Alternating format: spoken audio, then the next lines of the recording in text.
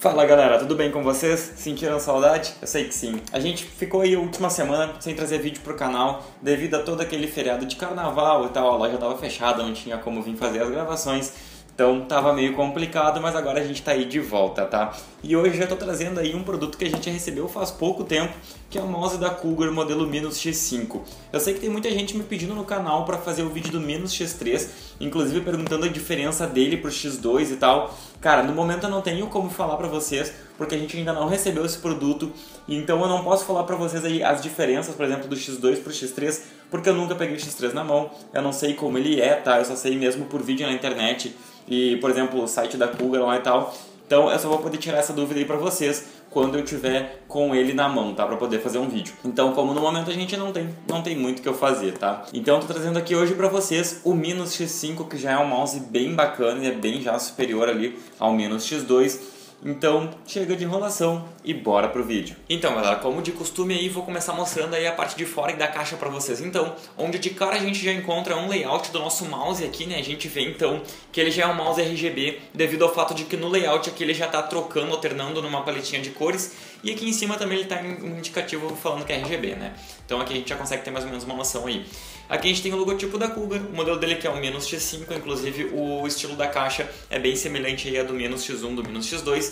E a gente consegue abrir aqui a caixa então, onde a gente consegue testar a pegada do mouse. Caso vocês forem adquirir esse produto em uma loja física, por exemplo, vocês podem pedir aí pro vendedor para você dar uma olhadinha na caixa, porque nesse mouse aqui em específico a gente consegue testar a pegada dele antes de comprar o produto, né? O que é bem interessante, até porque muitas lojas físicas, né, e a grande maioria é um pouquinho complicado de fazer troca e tal, então é bom que vocês testem e ver se vai se adaptar melhor à pegada de vocês e tal. E uma coisa bem interessante é que até aqui direto já na parte da frente da caixa a gente pode ver que ele tem um design ambidestro, apesar de que ele não tem botão dos dois lados, tá? Então ele não tem tipo assim, ó, dois botões aqui, mas ele tem um desenho ambidestro. Se a gente pegar aqui na caixa e olhar, ele é igual para um lado e para o outro, só que no outro aqui a gente não tem os botões. Isso é bem legal. Eu particularmente gosto de mouse desse tipo, tá? Voltando aqui então para essa parte da frente da caixa, que a gente consegue visualizar aí mais um layoutzinho do mouse, que inclusive é feito num relevo um pouco diferente. E aqui a gente tem mais algumas informações referentes ao mouse, tá? Na parte de trás da caixa aí, a gente encontra mais algumas especificações do mouse em linguagens diferentes e tal. Tudo que eu vou ir explicando durante o vídeo. E aqui também a gente tem aí as características dele, né? Que são, por exemplo, pontos chamativos aí, como o fato dele chegar até 12K de DPI, tá? Isso aqui depois o resto tudo eu vou ir falando aí durante o vídeo, tá? Agora eu vou tirar o produto de dentro da caixa, ver como ele vem embalado e tal, e o que acompanha aí dentro da caixa. Certo, então pessoal, já com tudo aqui fora da caixa, tá? De cara, obviamente, a gente tem o nosso mouse aqui, tá? E alguns acessóriozinhos que ele acompanha aí. Eu vou começar falando pelos acessórios pra gente tirar eles aqui de perto e depois eu falo do mouse, tá? A gente tem então aqui um termo de garantia, né, com algumas especificações aí do mouse, que pode, que não pode fazer e tal. Aqui a gente tem um mini catálogo aí, né, com alguns produtos da Cougar, tá? Inclusive a Cougar ela fabrica bastante periféricos e até mesmo componentes de hardware, como o caso aqui, por exemplo, eles mostram uma fonte, aqui a gente tem gabinete, depois a gente tem aqui mouse, teclado, headset, cadeira e tal. Isso é bem bacana, tá? Eles também se importaram uma coisa que eu acho bem legal, de mandar adesivos. Eu sei que isso não é prioridade para muita gente, na verdade isso aqui nem faz diferença no uso do produto, né? Mas para mim eu acho que faz uma diferença devido ao fato da fabricante se importar com a satisfação do cliente. Então eles mandam, digamos assim, uma espécie de brindezinho pra, sei lá, né, cara, é bom. Tipo, no caso da Cougar aqui, eles mandam esses adesivos, que são adesivos vinílicos, tá? Pelo menos esse maior aqui é um adesivozinho vinílico, dá pra gente colocar ali no gabinete, acho bem bonitinho, tá?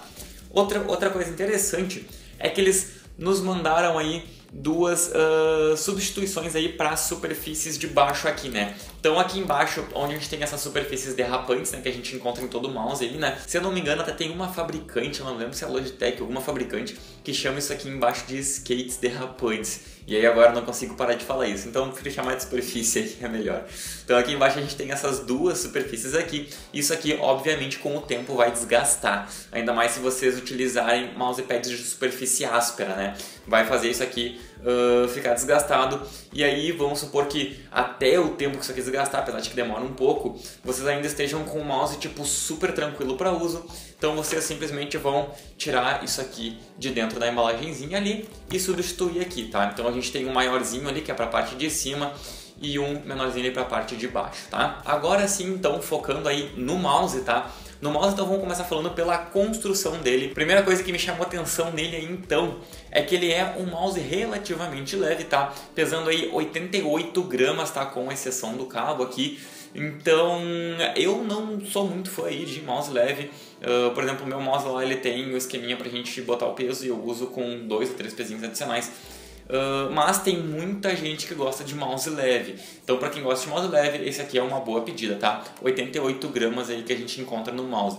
Outro ponto legal, já que eu estava mostrando a parte inferior do mouse aqui, nele a gente encontra então um sensor óptico da PixArt PMW3360. Eu particularmente acho esse sensor um dos melhores que a gente tem hoje no mercado. Ele tem um tempo de resposta muito bom, tá? Sensor óptico muito bacana. E o legal é que na resolução desse sensor aqui a gente consegue atingir de 100 até 12.000 dpi. Então pra galera aí que é fã de jogar ou utilizar o mouse em DPI alto, esse daqui também é um mouse com uma boa pedida. Tirando o fato de que ele tem acesso a software, obviamente, porque ele é um mouse RGB, então a gente faz todas as configurações de iluminação via software, e ele também contém 512 KB de memória embutida, tá? Isso quer dizer que eu posso salvar todas as minhas configurações no mouse e depois utilizá-lo em outra máquina com todas as minhas configurações já salvas nele, né? Por exemplo, se eu tiver uma configuração de cor ali ajustada para um tipo de perfil, vamos supor que eu tenho um perfil para o CS e eu queira deixar na iluminação verde para conseguir identificar que é o perfil do CS,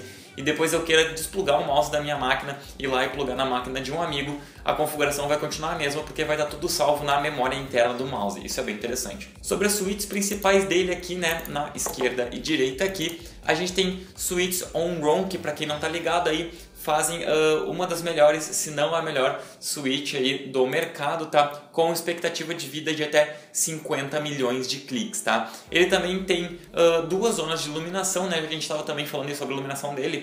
Duas zonas de iluminação, então uma vai sobressair aqui no scroll, inclusive a construção do scroll dele aqui, ela tem essa parte que é emborrachada, porém na parte de fora a gente consegue visualizar que ela tem esse aspecto meio branco, transparente, que é pro LED conseguir sobressair. Depois a gente vai ter uma aqui embaixo, que eu tô na dúvida se é na verdade no logotipo ou nessa fresta que a gente tem aqui embaixo, mas eu tenho quase certeza que é no logotipo, tá? Sobre o cabo dele aqui então, a gente tem um cabo que não é de malha trançado, é o nosso clássico 1,80 m aí de borracha, porém a gente tem a ponteira Gold Plated, que vai ajudar aí no tempo de vida do nosso produto contra oxidação, o que é bem interessante, tá? Outro ponto bem interessante, um dos pontos que mais chama a atenção desse mouse, é o polling rate dele, né, de acordo com o tempo de resposta, tá? Então a gente tem um polling rate aqui de 2000 Hz, tá? Geralmente no mercado a gente costuma encontrar mouses com no máximo do máximo 1000 Hz, e isso já é um polling rate muito bom, tá? Esse daqui eu tenho quase certeza aí que é o primeiro que eu trago no canal com esse polling rate tão alto, né, de 2000 Hz. Então isso é para ser tipo assim, em combinação com o sensor da PixArt ali, né, o 3360, é para ter um conjunto com um tempo de resposta absurdamente preciso, né? Ou seja, para o público, por exemplo, aí que joga bastante FPS, por exemplo, quem gosta de jogar CS, principalmente para quem joga de AWP, né, que é uma arma que a gente tem que ter bastante precisão, esse mouse aqui é, digamos assim, para prometer uma precisão fora do normal. Na hora que eu for ligar ele na máquina e testar para vocês, eu vou dar a minha opinião pessoal, pode ser que não seja igual a de muita gente, mas acredito que a minha opinião pessoal vai ajudar muita gente aí, tá? Já para terminar aí, falando em relação à construção dele, antes de eu ligar ele no software, aqui nas laterais dele a gente tem laterais de borracha texturizadas, tá? Então a gente tem aquela borracha bem macia que eu recomendo que vocês cuidem, não utilizem esse mouse aqui com a mão suja, porque essa borracha aqui ela é fácil de desgastar e descolar, apesar de que é muito confortável. Eu acho que inclusive é um dos tipos de materiais utilizados em mouse mais confortáveis que existem, tá? Mas ela é bem frágil, então cuidem, tá? Logo abaixo do nosso botão do scroll a gente também encontra esse botãozinho aqui que vai ser para seleção de DPI, ou se vocês quiserem ajustar para alguma outra coisa. Depois a gente tem os dois botões laterais aqui pro dedão no lado direito, também com a parte aqui em borracha texturizada, tá? Conforme eu já havia dito, o mouse ele é igual dos dois lados, porém um lado tem botão e o outro lado não, tá? Agora só para falar um pouquinho sobre a pegada dele. Ele se adapta muito bem a todos os três tipos de pegada, tá? Então se a gente, por exemplo, fizer a pegada finger aqui, ele é bem bacana porque o acionamento das switches, na grande maioria dos mouses que a gente encontra, ela vai se dar com mais precisão quando a gente pressiona aqui em cima, que é onde obviamente vai ter a nossa chavezinha de ativação da switch, que ela vai ficar mais ou menos aqui perto, tá? No caso desse mouse aqui, mesmo que a gente aperte no mínimo aqui embaixo, vocês podem ver a divisão, mesmo que eu aperte lá embaixo aqui, ó, no mínimo do mínimo, a switch mesmo assim ela ativa. Então é bem interessante para quem tem pegada finger, por exemplo, porque se eu quiser, por exemplo, utilizar o mouse aqui na pegada finger, ele vai ter um tempo de resposta muito bom na switch ali, independente de eu estar apertando lá na ponteira ou estar apertando aqui embaixo.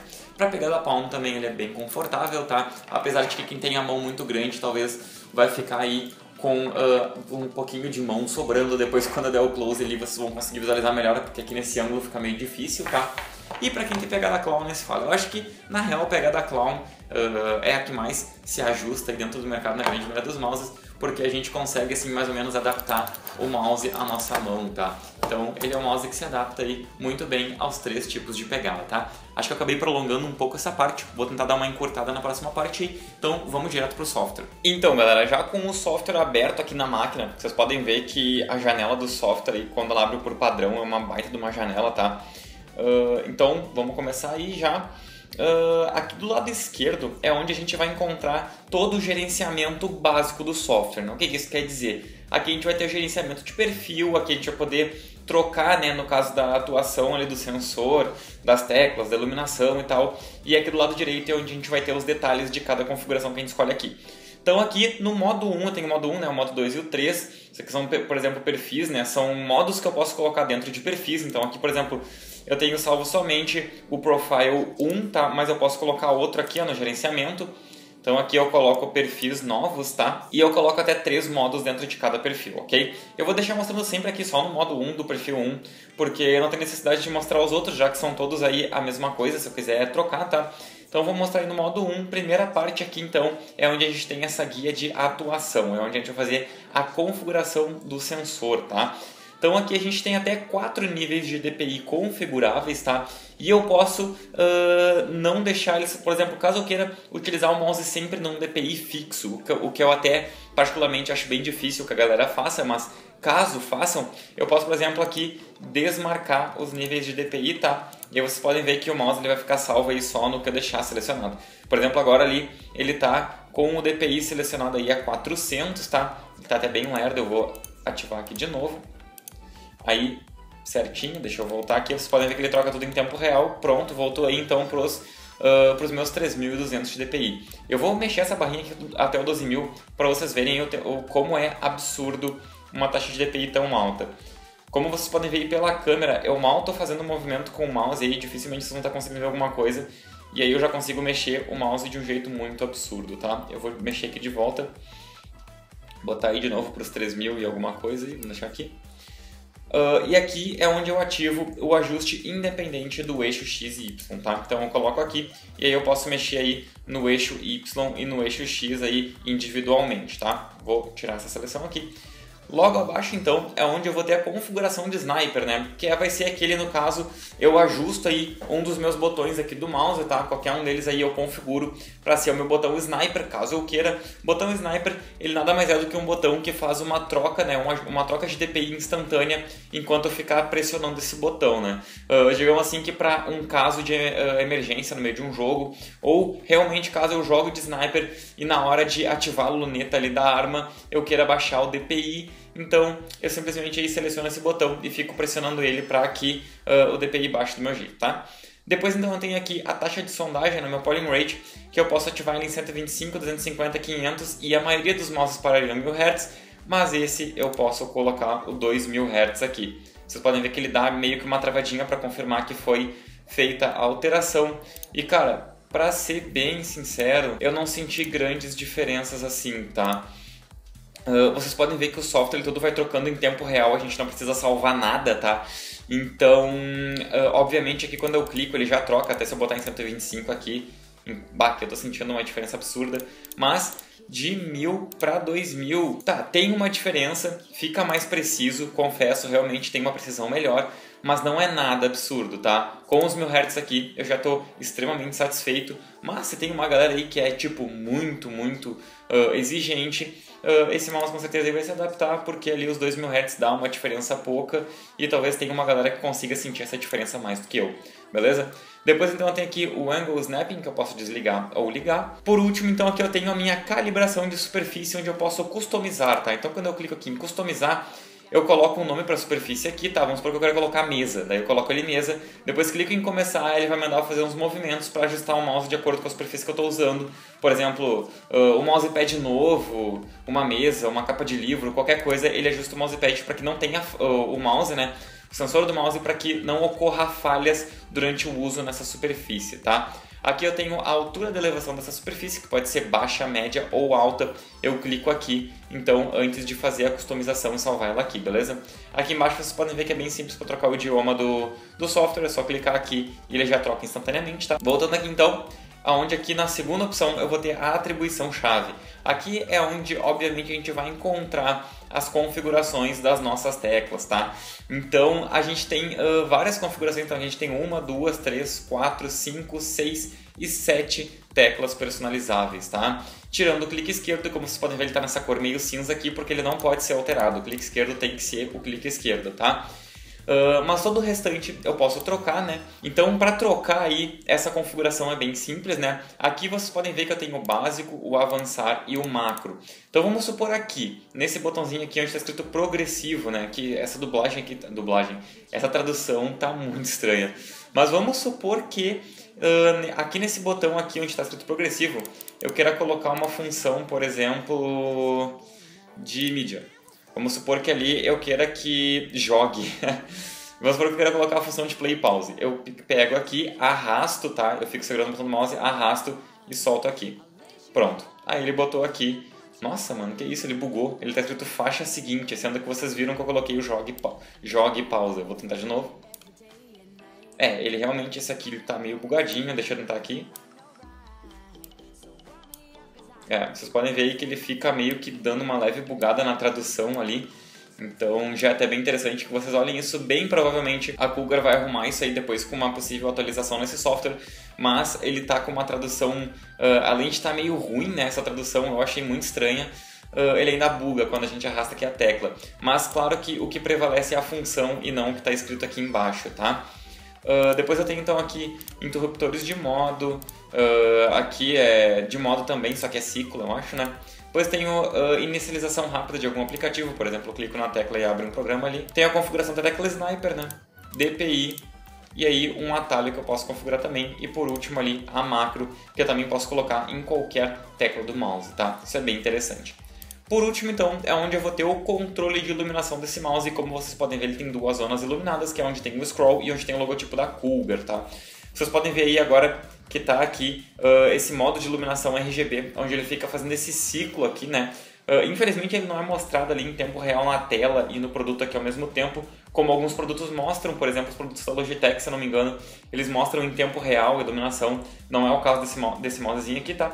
Mas a gente consegue então visualizar aqui a iluminação dele, tá? E eu vou trocar aqui então. Eu posso ajustar, lembrando que eu posso ajustar um tipo de iluminação para cada nível de DPI. Por exemplo, quando eu troco aqui, vocês podem ver ali, ó, que ele trocou para o DPI 1. Se eu clicar de novo, vai para o 2, 3 e 4. E vocês podem ver que está configurada uma iluminação diferente para cada nível de DPI somente no scroll. Mas eu posso trocar tanto para mudar no scroll quanto para mudar no logotipo. Eu vou deixar somente aqui o DPI 4 e mostrar para vocês aí o que pode ser feito, tá? Porque tudo isso aí vai poder ser feito também nas outras opções, não tem por que eu ficar mostrando coisa repetida. Então aqui eu tenho o nível estável, nível não, né? O modo estável, o modo respiração, depois o modo fora. Que isso, mano? Ah, fora é para desligar, beleza, entendi. E depois o rápido, tá? Lembrando que essa configuração aqui na parte de cima é a configuração da zona do scroll. Vocês podem ver que tem uma linha aqui apontando que essa parte aqui de cima é a parte de configuração da iluminação do scroll, tá? E não do logotipo. Cada uma é feita separadamente. Então aqui eu tenho a rapidez, né? Eles não botaram velocidade, botaram rapidez. Então, vamos supor que eu coloque aqui o modo respiração, tá? E aí eu quero deixar no modo mais rápido possível. E o brilho, obviamente, eu acho que 99% dos usuários gostam de deixar o brilho no máximo, né? Então vocês podem ver que ela vai sendo trocada aqui em tempo real. Eu botei o modo respiração aqui e ele já está alternando entre essas cores aqui, ó. Se eu quiser, por exemplo, deixar o modo respiração numa cor só, eu simplesmente vou aqui, por exemplo, deixo só no vermelho e coloco o vermelho em todos esses quadradinhos aqui e ele vai ficar alternando no modo respiração com o vermelho somente, tá? Na parte de baixo eu tenho a mesma coisa, que é o modo estável, né? Vai ficar uma cor fixa aqui, vocês podem ver que ele está na cor vermelha. Depois eu tenho o modo respiração, que é o mesmo esquema dali. Vocês podem ver que o modo respiração aqui tá meio lerdinho aqui, até porque a rapidez ali, né, a velocidade não tá no máximo, e aí ele vai trocando aí entre as cores que estão selecionadas ali embaixo, tá? Depois eu tenho o fora, que é onde ele vai desligar a iluminação. Depois eu tenho o rápido, que é onde ele vai fazendo tipo um ciclo de cores, né, tipo um arco-íris, digamos assim, com as cores RGB do mouse.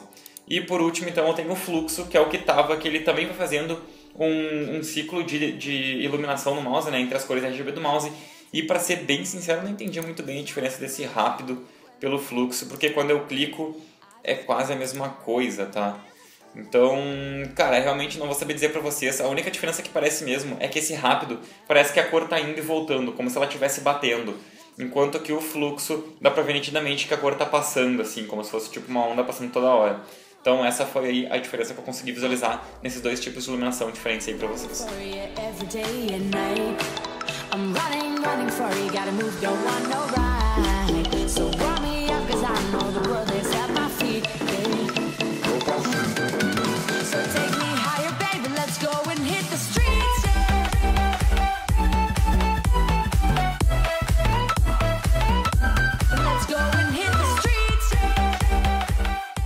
Então é isso daí, pessoal, espero que vocês tenham gostado do vídeo. Se ainda restou alguma dúvida sobre esse produto, deixa ali embaixo nos comentários que a gente responde quanto antes. Se vocês realmente gostaram do vídeo, deixem o like ali embaixo, que isso ajuda bastante para fortalecer o nosso canal. Valeu e até a próxima!